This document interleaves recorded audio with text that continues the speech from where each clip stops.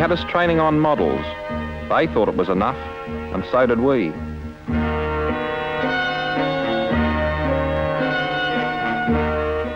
And we blasted them out of the skies with camera guns.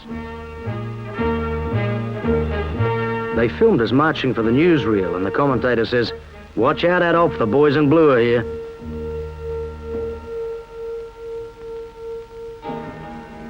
From beginning to end, there were convoys, merchant ships of every shape and size, carrying everything the Allies needed to keep the war going. Someone who hated sailors designed the Corvette. What you'd call a wet ship. Ship's cat goes ashore and leaves these kittens for us to mother. One's a greedy little bee. I says to Dusty, I know which of these little you-know-whats is going to survive. And I was right. The difference between an officer and a rating is that an officer lives in the wardroom and must never make a fool of himself. The engine room crowd worry about keeping the revs up, and the old hands keep checking on how many paces in the dark to an escape ladder. And the skipper, still in his 20s, but made into a lonely old man by what he carries on his shoulders. The speed of the convoy is the speed of the slowest ship.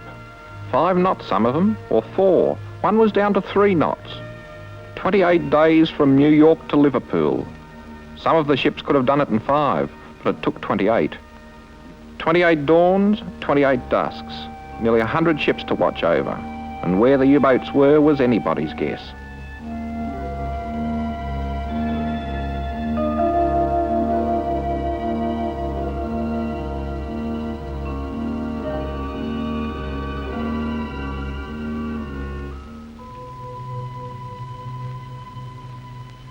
There's dawn in the sky for the changing watch.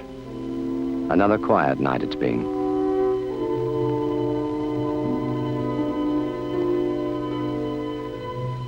Day comes fast. The last of the night is a shelter in the west. Sailors' forecastle stinks of sweaty bodies, the bogey stove and rusty age. It's warm after a watch on deck. Old Lamps is on for a yarn. The kid's up, beefing about Wally screaming out in his sleep again. Suddenly it's on. Before you can count them, 8 ships will go, and 500 men.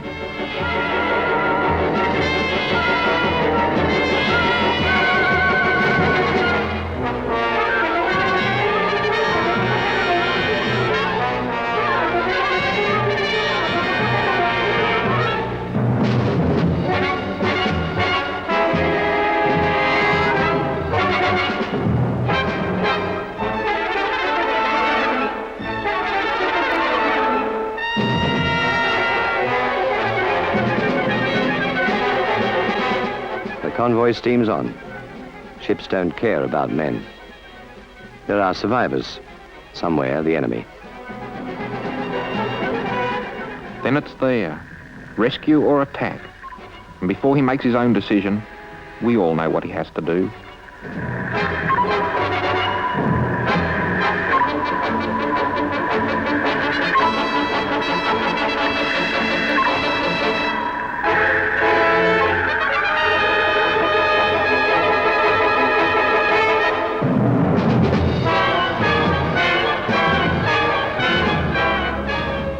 No sign of the enemy. The Echo is gone, and so have the survivors.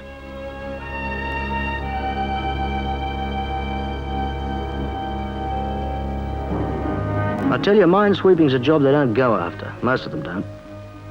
But we got a skipper that's a real prize. Trim a man down fast as look at him. But you know, closes his eyes to plenty too. Not much spit and polish here, though, which is just as well. The old minesweeper's had her best days. That's what you get for staying local. Local is Australian and Pacific waters. You can bet it's never closer than 1,000 miles off the old home port. You can do 30 days at sea and never step a foot ashore. We clip off this mine one day and the old man's not sure if it's some new type. Don't look like no enemy mine. Neither it would. Turns out to be Admiralty pattern, one of our own. So we're off to sink her with rifle fire.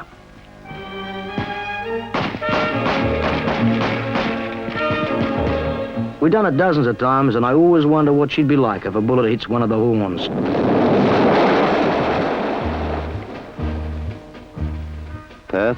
Sydney, Stuart, Yarra, Vampire, Voyager, Vendetta, Waterhen, Parramatta, Hobart.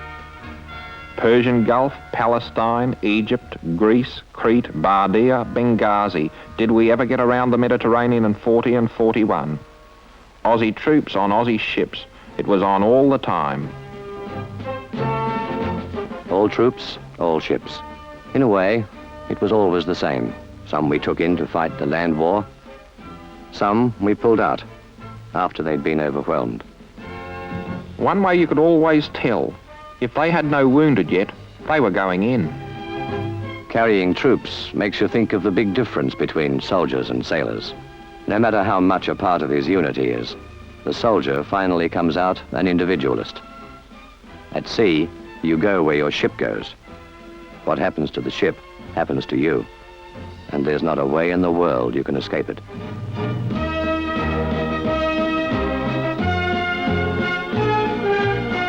You get used to having the diggers aboard. You get used to them cluttering the ship up with their gear. You get used to saying, "Uru, you'll be sorry," and the digger says, "Uru, you old so-and-so, hope your ship sinks." And if it should, Yeah, he would be sorry.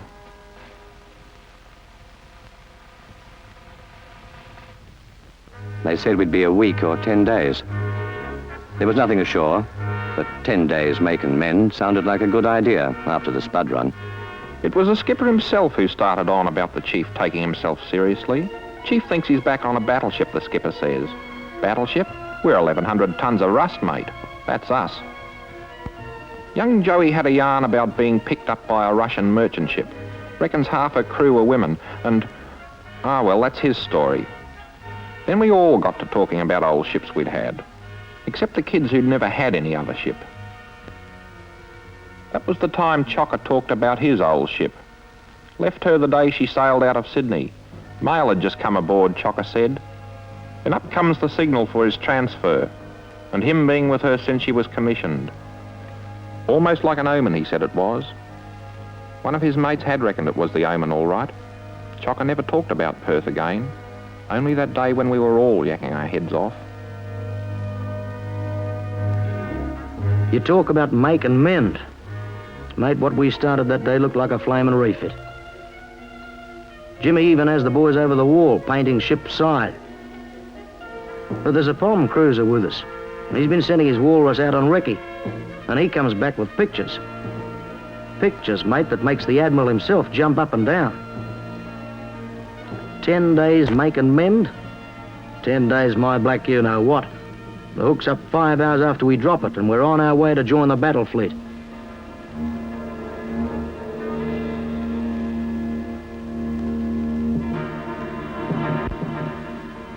How does it feel to be sailing with the battle fleet? You're there with a capital ship, a squadron of cruisers, and perhaps 20 destroyers. You're looking for the enemy. The odds are in his favor. You've been sighted by his reconnaissance aircraft, so the element of surprise has left you too. Ships close up to action stations. There will be wild and vivid action. Ships will be sunk. Men will die. It's as certain as waiting for the dawn. On deck, there are dry mouths and watchful eyes. Below, there's sweat and listening ears.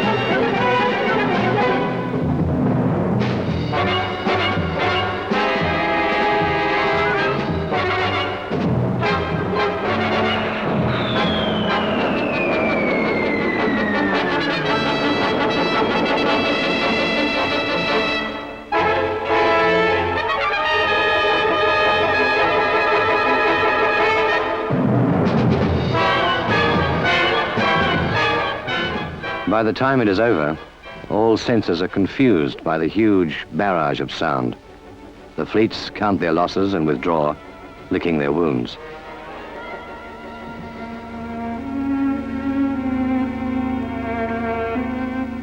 Men think of men whom the action has blown to pieces, as maimed, poisoned with fuel oil, as drowned, as shocked beyond repair. And they thank their living Christ for a whole skin and a mind which will return to normal.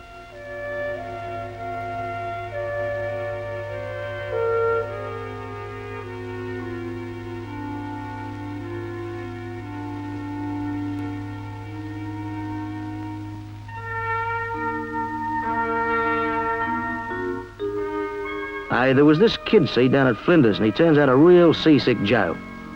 So he puts in to go on boom defence at Darwin. And I says, you're a mug, kid, they'll put you on a corvette for sure. But they don't. He gets his Darwin draft. Even the boom ship's no good to him. So he gets ashore. First thing is, he gets himself a rupture on the heavy gear. He ends up troppo with the heat and the boredom. I says, you'd have been better with the seasick, son. But I'm wrong again. They send him south, a couple of weeks before the nips come over. Do you know how much oil a cruiser burns at full speed? Neither do I, mate. But I tell you, you spend half your life meeting up with tankers and oil barges, loading bunkers. The ginger beers come up with their very funny signs. You can't get a smoke and the whole shop stinks like a refinery.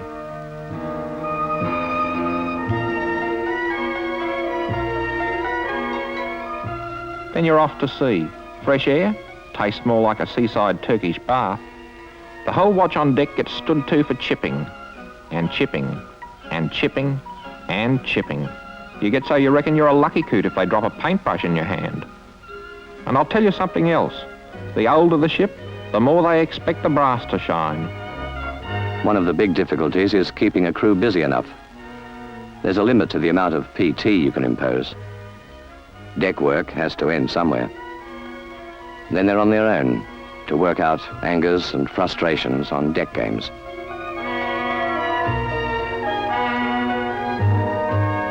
Sometimes you're just loafing, dreaming dreams you'd be better off without.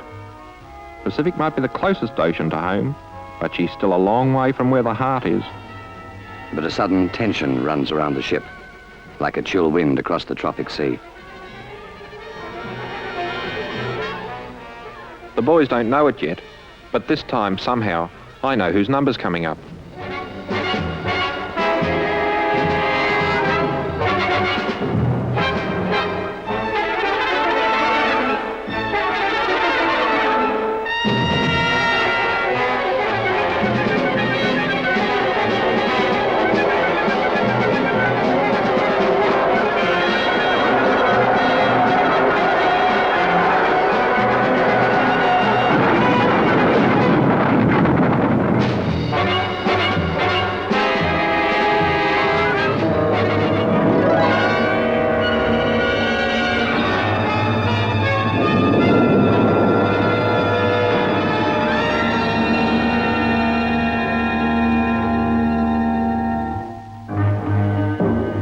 The naval mine is a highly dangerous weapon, unquote.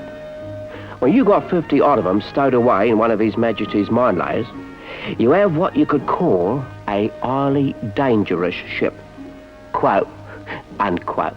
It's one of the standard locks, only young Fred's off on compassionate. They sent us one of these Aussies for replacement. Well, you can see the mine's got him worried a bit. So, naturally, everybody puts on the big casual act. Blackie snips away at the whiskers, see, and says he hears how we're off to drop this lot a couple of miles off old Jerry's coast. Everybody plays it up. Yeah, we say, that'll be right.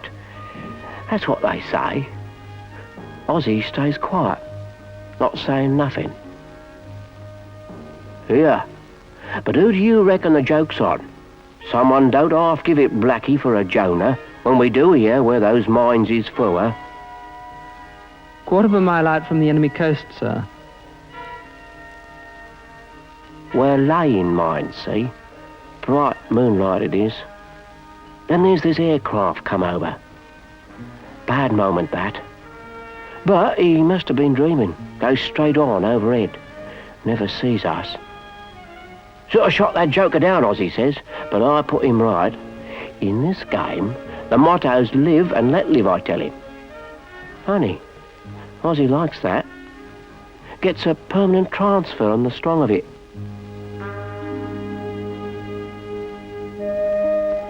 We're on patrol, Indian Ocean. It had been months since we saw a shot fired in anchor. Everybody is sleeping on deck. Warm tropic nights. I tell you, she takes a bit of beating. Shropshire was on loan. Sydney had disappeared late in 41. At that time, no one knew the story.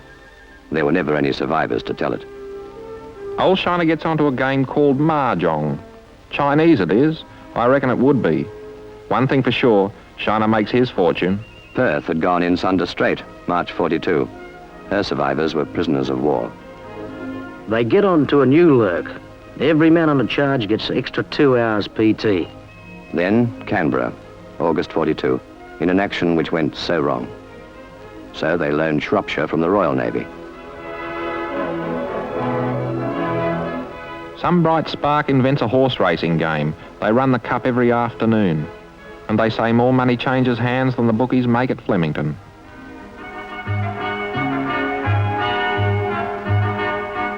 You get down to writing home. But what is there to say? You're wasting your time, mate. 10 to 1 she's on with a yank down on Bondi.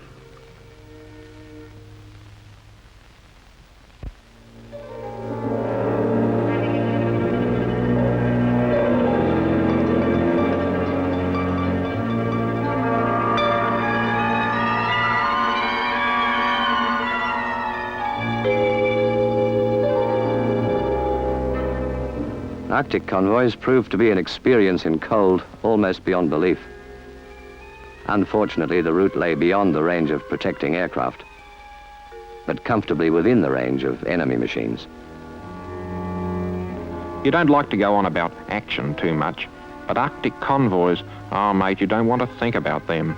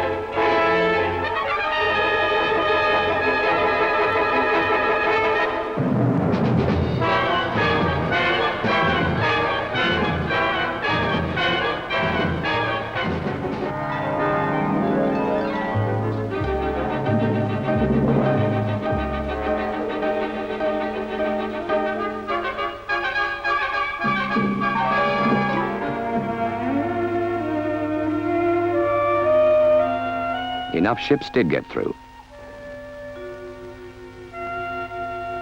It cost too many good mates.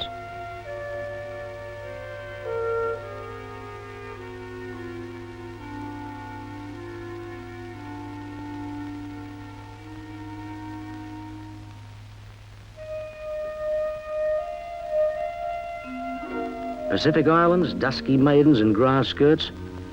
Mate, I'll tell you what there was. Bad water, Atterbury, mosquitoes and Japs. On towards the end we got some funny jobs, like cruising just offshore with one destroyer with us. Then comes stand to. Then lob a few shells inshore. Someone says, what's the target? You know what they say? They say pick your own target. Seems like we're a sitting duck if you ask me. From up top they watch ashore, and they're watching both sides.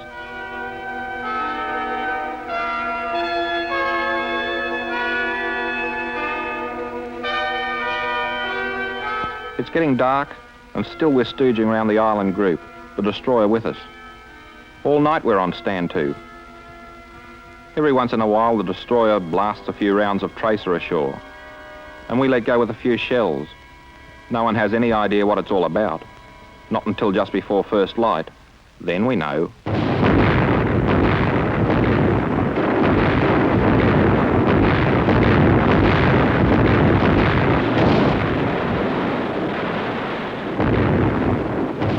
It's the invasion fleet, and they soften up that shore as only the Yanks know how. Some of us get the job of running the boys ashore. It goes quiet. Never a shot from ashore. All they find is a handful of Japs that got caught in the barrage. Looks like a walkover. Everyone relaxes, waiting for the support convoy to come up. Up they come and everyone reckons she is going to be a walkover.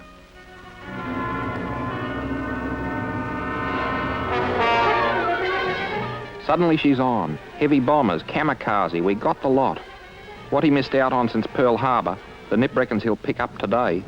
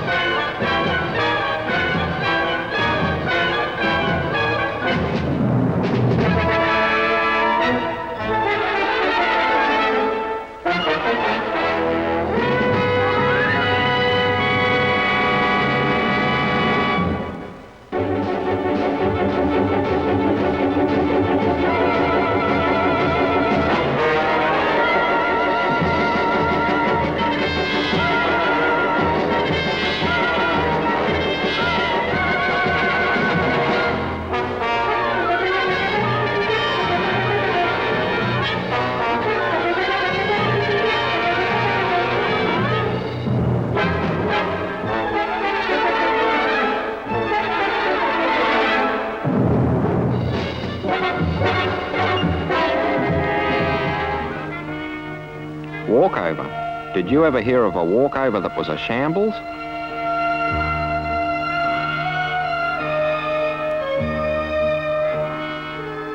No one can talk his lingo, but we reckon he was saying, yeah, and there's another 1,000 islands between here and Tokyo.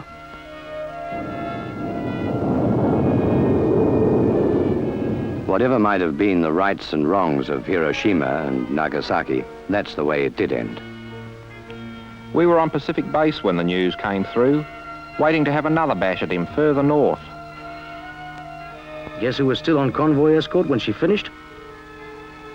Best convoy of the war, that one. The last. Convoy routine and security measures will remain effective. There'll still be some maniacs around who want to fight the war on their own. It was months before some of us got home. Funny thing, that was the time quite a few of the boys started to go a bit round the bend.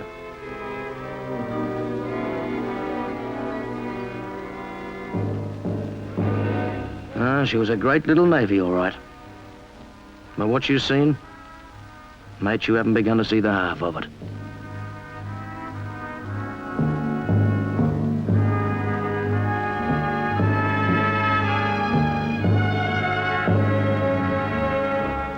$39 to $45 cost 35 ships of the Royal Australian Navy. It cost 2,170 officers and men killed. It cost wounds of the flesh and incalculable unseen wounds from the horror, exposure, the strain, and the fear. She was a great little navy, but many of those who paid the price are paying it still.